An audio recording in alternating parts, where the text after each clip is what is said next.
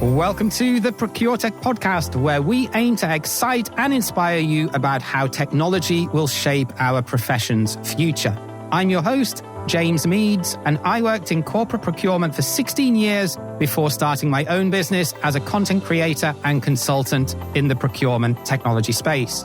I'm deeply convinced that procurement must become less technocratic and embrace the entrepreneurial spirit and creativity if we're ever going to shake off our image of being a process-obsessed, box-ticking function. You definitely won't find vanilla content on here, and we're not afraid to tackle some controversial topics and tell it like it really is. So if that's your thing, now let's jump right into this week's episode.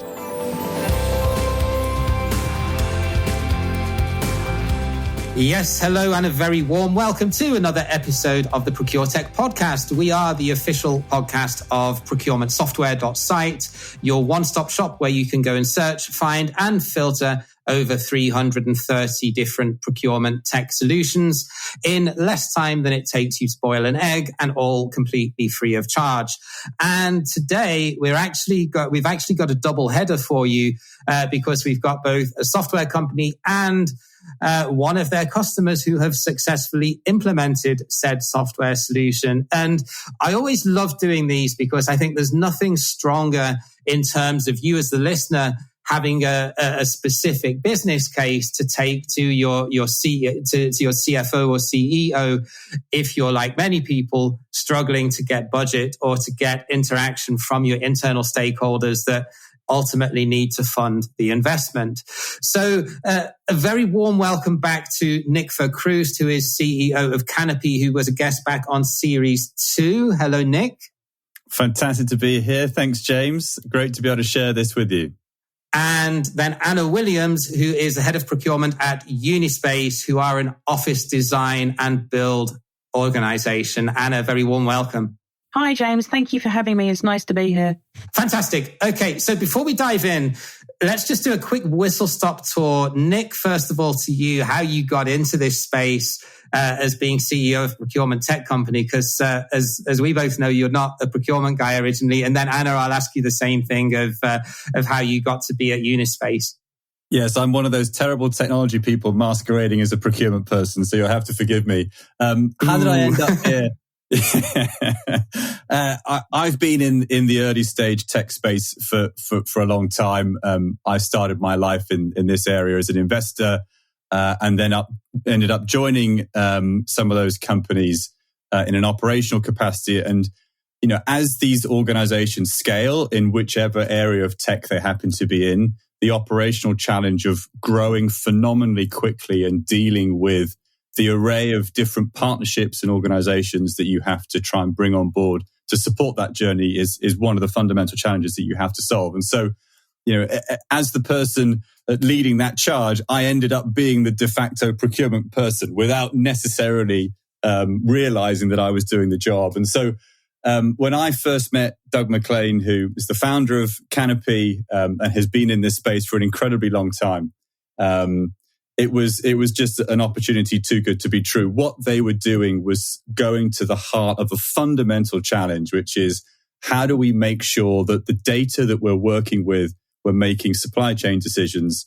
is accurate and up to date and visible to the people when they need it, so that they can actually go and operationalize their business and perform at the level they need to. And so what we've done is built, a robust product around that. We've now got the team in place and we're leading the charge on trying to solve these problems for people much like Anna, who hopefully will share a bit of that with us today.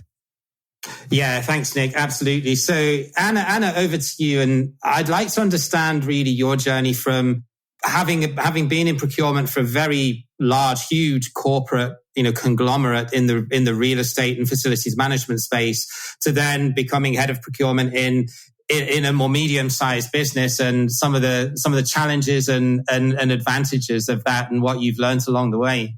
Yeah, I mean, obviously there are huge advantages with working with a smaller organization in the fact that it's more of a greenfield site. There's not so many hurdles that you need to jump through to be able to, implement new pieces of software. I'm a single subject matter expert in the field of procurement, and everything that goes around procurement, so compliance and things like that, which allowed me to, put a business case together for the Canopy software. The transition is always quite difficult to go from very large to more medium size, but it gives a lot more opportunity. So the CBRE side of things was a huge learning curve, and it allowed me to understand, what a huge organization needs to be compliant and safe, and the kind of hurdles that you need to jump to get a piece, to make a huge change within a business. And then I've been able to use that to really support the change program that we're going through at Unispace in this space. Got it. And that makes a lot of sense. I'm not going to put you on the spot and say whether it's better to work for a smaller organization or a larger one, but they've both got their merits, haven't they? No, I'm sure they have. So when you first arrived at Unispace, what I'm trying to get at here is, Canopy is a vendor intake and supplier risk management platform. And looking at it from the outside in, especially coming from my history in working in procurement in mainly manufacturing businesses, one of the first things that you did was to implement Canopy. And I'm trying to understand, why did you settle on this specific problem, not necessarily Canopy as a solution, but this specific problem over and above what I would, looking from the outside in, perhaps see as something more urgent like spend analytics or P2P? Amongst all the other problems that you had to deal with, could you maybe just walk us through why this one you felt was top of your list? I mean, I was lucky that I came in and the remit with coming in was blank canvas. What do we need to do? So I felt really privileged in that to be put into that position of not being told what to do, not being told what the business wanted me to achieve. And I spent the first couple of months really delving into how we did everything to do with procurement, from the spend analytics side, from onboarding suppliers, from, doing the risk association of suppliers, our entire P2P process. And the spend analytics side of it, although I agree with you, it's important. There wasn't a mandate to make fast savings, and there also wasn't a mandate to immediately improve the P2P process. And so where I thought that I could best invest my time and business money and resource was the area that I felt that was had the most exposure, which was the entire risk management of our supply chain. Got it. Which does make a lot of sense considering the industry that you're in. So yeah, what is the reach of Canopy then within Unispace? How many staff eventually are going to have access to it in terms of proportion of total number of employees? Yeah. So we're operational across 18 countries, and that is across the globe. So, we go as far as New Zealand. So all of our pre-con, design, health and safety and operational teams will eventually have access to Canopy, as well as anybody else who would like it.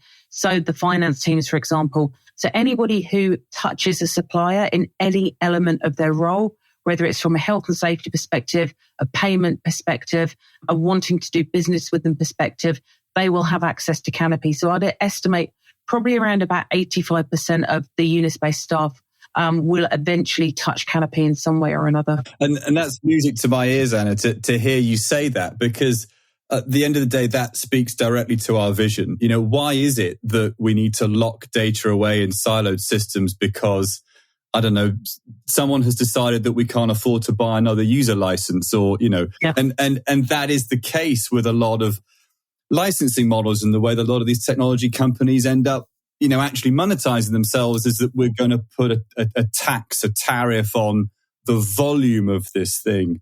Well, in our world, we sort of think you need every supplier in there, you need it to be fully visible, and you need everybody in the organization who needs access to that data to their job to have access. So go and do it. And, our job is then to figure out, well, how do we get out the way? How do we remove the obstacles to allow you to do the things that you want to do and get that reach? Yeah. I mean, I've worked in procurement for my whole career, and I've worked on many different platforms that do kind of vendor management. And I've never come across one that doesn't have a licensing model like the Canopy platform. And I've always worked in organizations where you'd end up getting to a situation where you were picking and choosing who had access to the data. And that just doesn't work. The supply chain is so critical to everybody's business. Without a supply chain, I can't think of one business that would survive without a supply chain. So to limit visibility of supply chain data based on license agreements and things like that, to me is just a really naive model that most other software companies have. Yeah, it's interesting to hear that, because I can see why triaging access to something like a spend analytics tool or something like an e-sourcing, e-auctions tool, if that's predominantly going to be procurement people that look at that kind of makes sense. But yeah, you're absolutely right. Especially, even though some users might only need view-only access, it's absolutely imperative that as many people within your organization get to see and get to observe what data you're holding on your suppliers, with things like insurance certification, isn't it? Or as we look towards ESG, if that's becoming more of a priority for you in terms of buildings management. Yeah, absolutely. I mean, it's even just really basic stuff like, most organizations I've worked for at one point or another have had a mandate to reduce the amount of suppliers that they're working with. Without visibility of who you're actually working with, I don't know how somebody within a business would even know who to go to. So, it's you can't guess these types of things. So, having full visibility, and it is only, most of it is only read-only visibility, but the platform allows people to understand who they can legitimately work with within that business. And I think just to add to that is, as soon as you start, let's say your tariff was around the number of suppliers. Well, the logical thing would be, well, I'll put my highest spend suppliers in the system because those are the ones that matter. Those are the ones where I'm at most risk, say. I've got the largest sums of money changing hands. But generally speaking, those are the guys you happen to know very well anyway. You're actively going out of your way to build personal relationships with them. It's the really small guys where you've got the real issues, where you've got no visibility. Yeah. You got to bring everybody into the system. I mean, I think it was Eloise Epstein who pointed out quite rightly that, who would have thought in 2020 that the most important supplier to your business would be the cleaner? Because if you couldn't disinfect your work surfaces, then no one could show up to the office. I mean, that's the world we live in today. So we've got to be able to account for that system and build structures that allow that to happen. Yeah, 100%. And it's usually, and as you say, it's rarely your most strategic vendors that surprise you, because usually if there's a problem there, you'll see it coming because someone's actively managing them. Whereas, it's the supplier that you need to get spare parts from for a machine that's 40 years old and that that only delivers something once a year. That typically is the one that's going to drop you in the sticky stuff. Yes, it's. I completely agree.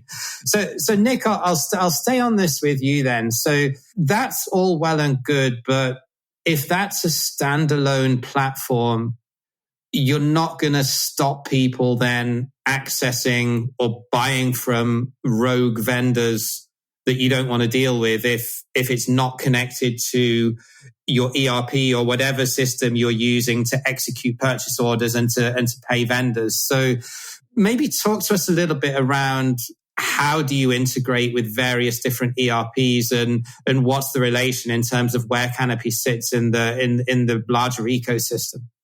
Yeah, it's a brilliant question, and you're absolutely right. At the end of the day, dare I say it, most people are lazy. They are looking for the quickest route to solving the immediate problem in front of them. So if it's ordering something from a supplier, if you're somebody, say, in the commercial team, you have a known supplier you want to order from, you know how to raise that purchase order in ERP and you are given the opportunity to do it, then you'll go and do it. Of course you will, regardless of what any third-party system has to say about their validity or whether they're still approved to be used. So it's absolutely critical that Canopy talks directly to ERP. In our experience, and we've been working with every flavor of ERP system under the sun for quite some time in various different countries around the world. Unanimously, what we have noticed is that ERP systems are understandably rigid systems. They run the financial ledgers of your business. They have to manage the cash in your organization it's completely recognizable that any finance director would be nervous about making wholesale changes to the way that they work. So our approach is, let's leave ERP be. Let's not try and disrupt the existing structures that you have built within that in order to just accommodate Canopy. So, but that doesn't mean that you can forego all of these approval checks and making sure that you've actually got clarification on when you can work with a supplier. So Canopy essentially becomes that intelligence layer that sits on top of ERP. So all that clever stuff, all those business rules that you've built around the levels of spend that will automatically be approved, or when risk might flag you to require certain information before you're allowing someone to make a decision, or where you need eyes-on approval on something before something can happen, whether that's during the initial onboarding of a supplier or throughout the life cycle because something within that supplier changes. All of that intelligence sits in Canopy. Canopy produces off the back of that a very simple RAG indicator that says, are you allowed to work with them or are you not allowed to work with them? And then we feed that directly to ERP so you can turn off a supplier for future purchase orders if you need to, until that issue is being resolved. So that's an absolutely critical part of the journey. So Canopy now is driving the availability of the supplier in ERP. And it goes further than that, obviously, because if you can onboard into Canopy and talk to ERP, then I've immediately set up the vendor in ERP without a finance clerk having to sit there and type a record in. So you're immediately building efficiency savings. Or if the supplier needs to update their information, well, you're never going to give them access to your ERP record. So let the supplier update their banking information within Canopy. That feeds directly to ERP. You've got that locked down. So from a fraud prevention perspective, that's a secure process, and you're not having to open up issues around rogue terminals and things like that. So that's absolutely critical.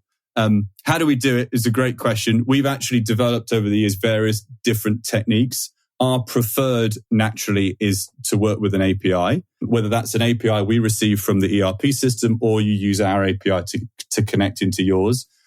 But we do come across instances where, as I said, finance directors are understandably nervous about some third-party system like Canopy automatically updating ERP without some sort of check in the middle. So we also have mechanisms where via various uploads and so on, you actually have direct control around when information can be uploaded. And that's purely just to make sure that you're covering off the various data approvals that you need internally before you do anything. Got it. So there are various different ways that you can do it, but fundamentally you would always encourage that it does have that interaction, just so as it's foolproof in terms of doing what it's supposed to do from a compliance and risk perspective. Yeah. And it's instantaneous as well then, once you can do that. And I mean, what a beautiful thing to have the two systems talk to each other, because then you can also feed ERP data straight back into Canopy. And that's the whole point of Canopy. That's what we do with other systems across the organization, whether that's CLM or third-party tools like, credit agencies and so on, is we want all that data to be just fed into a single supplier profile. So you log in and see everything you need in one place. You haven't got to start logging into multiple other systems to find out what's going on. Yeah. Okay. So Anna, let's dig into this then in a bit more detail on your side. Can you maybe talk through some of the more granular details of what Canopy gives you now as a tool that you weren't able to access before? Data.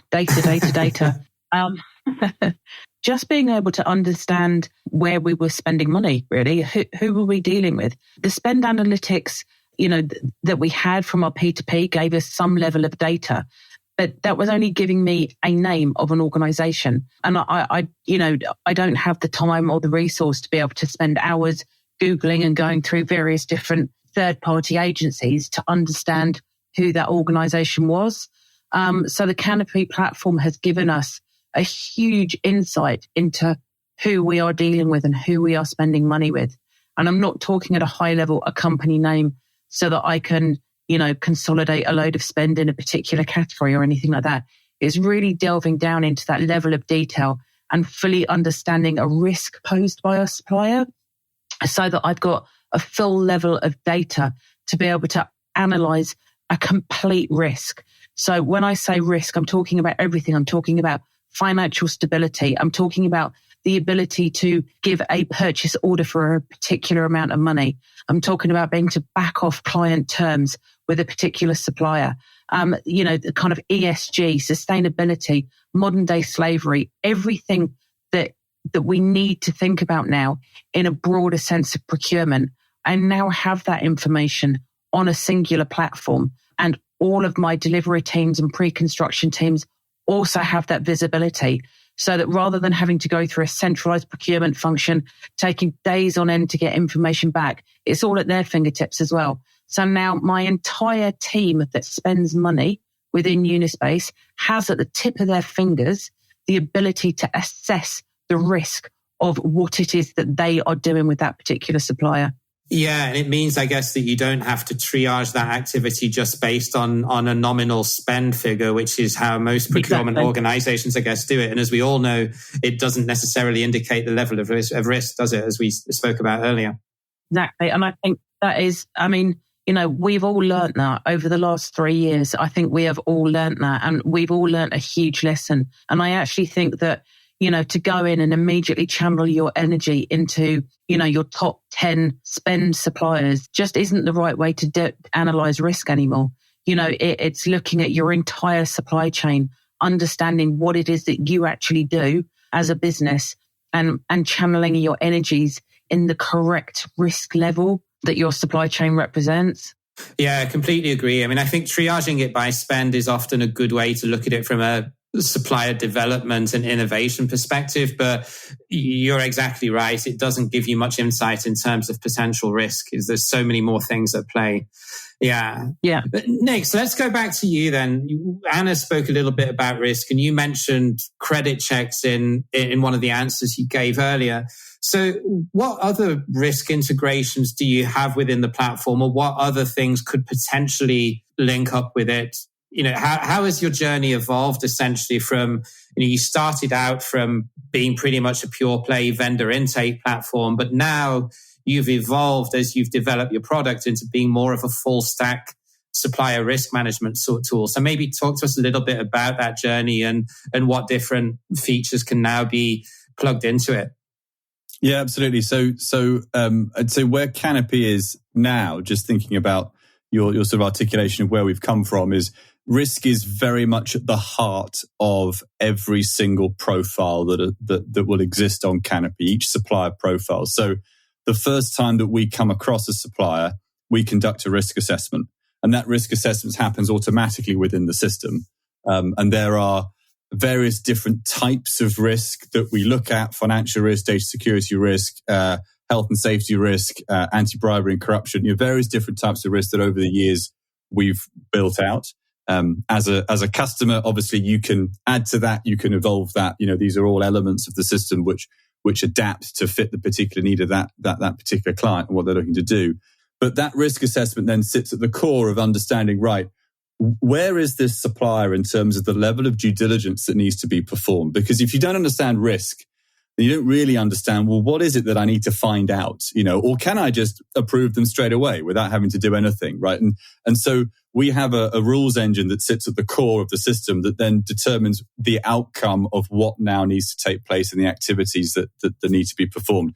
And the whole point of that is to eliminate any wastage that might take place. So you're putting everyone through the same process. You can have confidence that every supplier in the organization has undergone the same level of scrutiny, but the system, through a series of business rules, has determined, right, who actually needs to go to an nth degree of due diligence and who can get a slightly easier ride, because risk has determined what's necessary or not. So that sits at the core anyway. That comes as part of the standard Canopy platform. It's not something you pay extra for. It's not something that you need to have some relationship with a third party to do.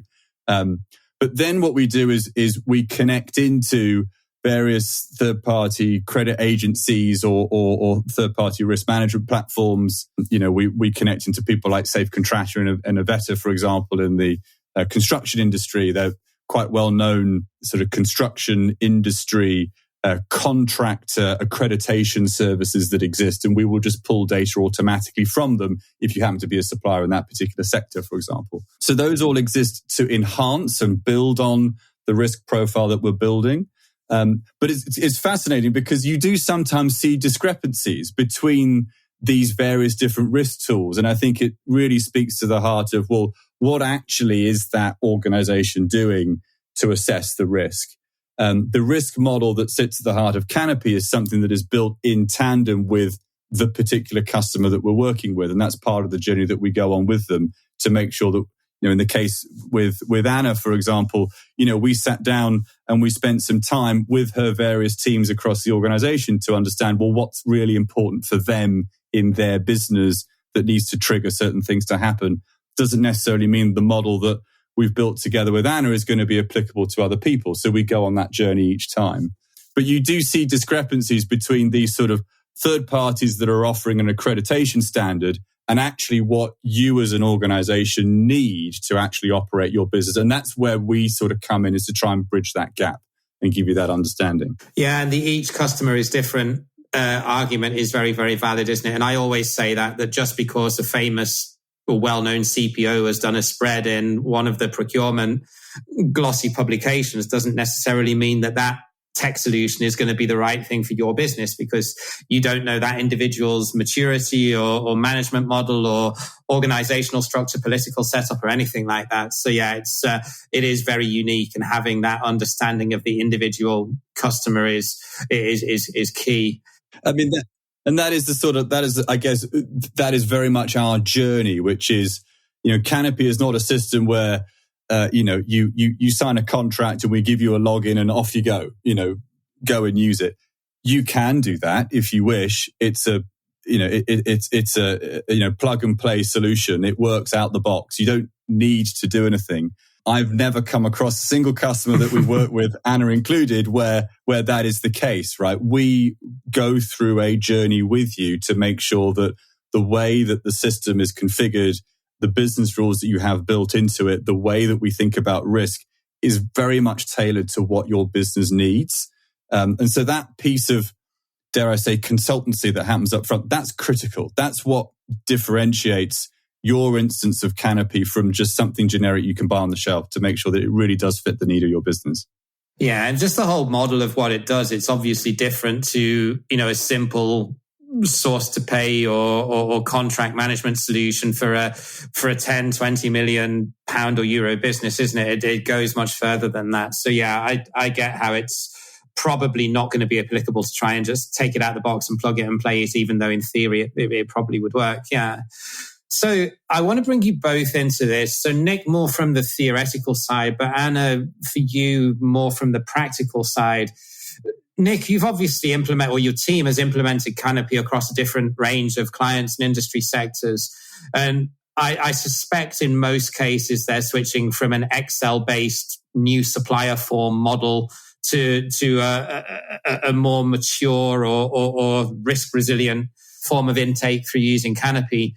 So on the theory side, maybe just walk through a typical journey of how that would work. And then Anna, while Nick's answering that, maybe you can have a think of some concrete examples of some of the pain points that, data aside, that you feel that it's taken away, moving from a spreadsheets model to a cloud-based SaaS model in this regard. So certainly, I guess the first thing to say is obviously that the fundamental business problem that Canopy is solving is generally the same across all our customers, which is that we're helping you to get visibility across all of the supplier data that you hold and make that readily accessible to you. That's the fundamental premise of what this is all about. And when we say data, what do we mean by data? We mean everything from who is the emergency contact to where's the contract to, do I know the indemnity level on a particular insurance certificate? Do I even know who it was in my organization who approved that we work with the supplier and what's the time and date stamp and when that happened? I mean, it is literally every single piece of data. That's where we help all our customers get to. But the journey to get there is always very different. And if you take that as a business problem, can feel quite overwhelming, right? That's a lot. That feels like a big journey, and are you ready for it? So that's why we break the whole thing down. And invariably, the reason why a customer is working with us is because they have some immediate term challenge that they are looking to solve. And the way to solve that problem is to get better understanding of their data. So, to sort of give you a good example, We have a customer who was moving from one ERP system to another, and they use Canopy as the conduit to do that. So the immediate role of Canopy in the relationship was deposit your old ERP information into us. We help you to cleanse that, and then we feed that into the new ERP system. And so we become the method of doing that. It's actually very difficult to move data from one ERP system to another without something in the middle. Yeah. Or it could be that, you are expanding into a lot of new markets that you yourself are not that familiar with from a regulatory perspective or a compliance perspective. And so I want a tool to support the journey with those new suppliers. So I've got concrete evidence that I have followed all the necessary steps. Well, in that case, we may begin our journey with you by just focusing on those markets to begin with before trying to do an exercise to bring your home market on board, which obviously has a much larger supplier base. So the journey starts in a different place, and it depends on what the immediate business challenge is that you're looking to solve. And then over time, we gradually build out to the fuller vision. So if you look at somebody like CBRE, for example, who we've been working with for over 7 years, there are now 55,000 users on that platform, and they interact with millions of data points on a daily basis, and they run their entire operation via what we're doing, which is, it's phenomenal that they've been able to get to that point. But it's taken time to get there. What our job is to help understand what's the thing that we can solve for you today so that you can get over that immediate hurdle that is going to make your life immediately easier. And then let's go on the journey, build up to the whole thing. Got it. So that's the theory. So let's now over to you, Anna, talk about some of the specifics and some of the hard results, because one of the things I'm curious about was, how did you put together the business case and then validate that in terms of, making this a story around how you're going to deliver ROI on it. So how did you quantify that, and what did you put in place to report back the financial ROI? Yeah, to be honest with you, it wasn't particularly difficult because we are so spread out as a business geographically, and we tend to operate with a lot of SME supply chain.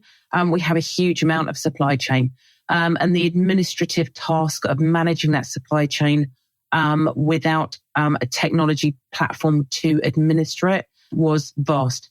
And we had very highly skilled people, really, not utilizing their true skill set on, say, 50% of their work life because they were administering supplier data.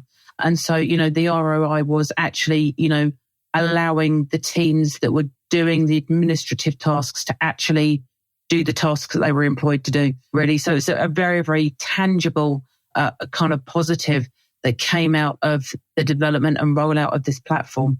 That was basically the kind of breadth of the business case, really. So they were, if I understand you correctly, then they were not administrators that were doing that. They were procurement managers that were spending up to half of their time on this non-value added admin in some cases. It was everybody in the business. So kind of health and safety personnel, finance personnel, lots of different people touch the compliance aspect and the management of our ERP tool.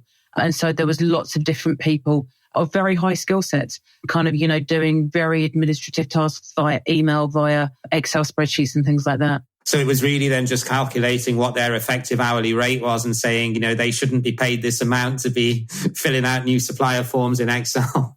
Yeah. Pretty much, yeah. Got it. Yeah. So from a people's perspective then, can you maybe just walk us through who did what before you were using Canopy, and how has that dynamic changed now in terms of what sort of things have they stopped doing and what have they been able to deliver or work on as, like you say, the more added value or more strategic delivery that they should be doing, for the salary grade that they're on? Yeah, I mean, I think probably one of the biggest benefits was to our finance team. So our finance team, stopped being, almost overnight stopped being administrators and were actually then became the procurement professionals, that they wanted to be. And so, that was an immediate bonus for us. And, I think that was received really positively by them. There's been, a lot more job satisfaction from their perspective. but also people like our health and safety teams, our data security teams and things like that. Previously they were pushing emails between themselves and, have you approved this? Are you comfortable with this? And there was no audit trail particularly, and there was no central storage. And so there was a lot of duplication of work that just caused frustration. And it also caused frustration for our site teams because they didn't have any visibility of where in the approval process that supplier was. So they didn't know who they were chasing. And so it's basically improved the productivity of the entire business. I'm not going to pinpoint it down to one department because it affected so many people in the business, to be able to, what status is my supplier at? Can I raise an order for them? Who's it sitting with? Has so-and-so approved it? And there was absolutely zero visibility on that. And so to now give the entire business, a central platform to go to, complete visibility of where on the journey their suppliers at, and that includes the continuous compliance checking of it. They know immediately that there's, that there's automation, so that if a supplier goes out of compliance, the system is chasing them to go back into compliance again. So it's just taken a huge administrative burden off our entire business. It's really endearing to see and hear today a business that gets that and that recognizes it, because I don't think senior leaders in businesses are blind to the fact that procurement and finance for that matter ends up doing a lot of administrative work on a day-to-day basis. But it's very encouraging to see that there's actually a business that's taken that on board and invested in it to free up their time and to really get the value back that their headcount and their and the size of their team can realistically deliver by working on more value-added stuff. So yeah, kudos to making it a success. Nick, I'll leave the last word to you because this is just one example, but I sort of challenged Anna at the beginning saying, well, why would you pick this over and above spend analytics or e-sourcing or P2P? Who would you typically see as being a good fit for this as someone that's got a bleeding neck when this comes, when this raises its head as a problem? What would be your typical industry sector or company size that would be a good fit? Well, I think Anna has actually articulated it pretty well. Unispace is a very good example of an organization we tend to help, incredibly closely, which is organizations that have very, very, very small procurement teams. Anna is she won't admit it, but she's a team of one. Typically the teams that we work with are teams of no more than 5. You can count them all on one hand. So they are very, very stretched. They are predominantly Excel based with potentially a login to ERP. But interestingly, we noticed that not everybody in a procurement team always has a login to ERP, which I find quite interesting. And that tends to be where they operate.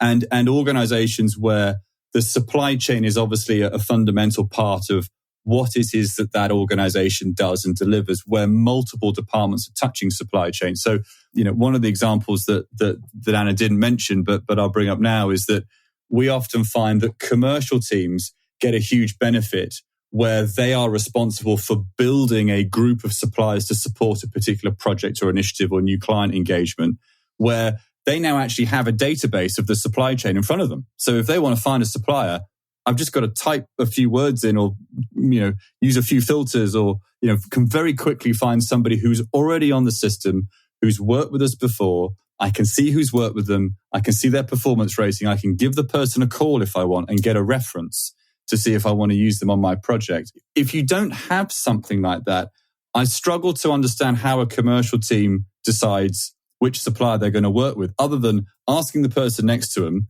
trying to remember who they worked with last time, or just going to Google. And I think we all know the volume of work that onboarding a new supplier has for the business versus just working with somebody that you already know and have a relationship with and may have organized some favorable terms with as a result of that existing relationship. So, there's huge benefits that can be had, but typically it is small procurement teams. It's sort of 1 to 5 people typically in your team, where you've got a number of departments across the organization touching that supply chain and needing access to that information. That tends to be who we work with. Yeah, it makes a lot of sense. So if anyone would like to find out a little bit more or maybe contact you for a demo, where's the best place that we can send them? So 2 places, very easy. You can go to our website if you want to find out more. That's team-canopy.com.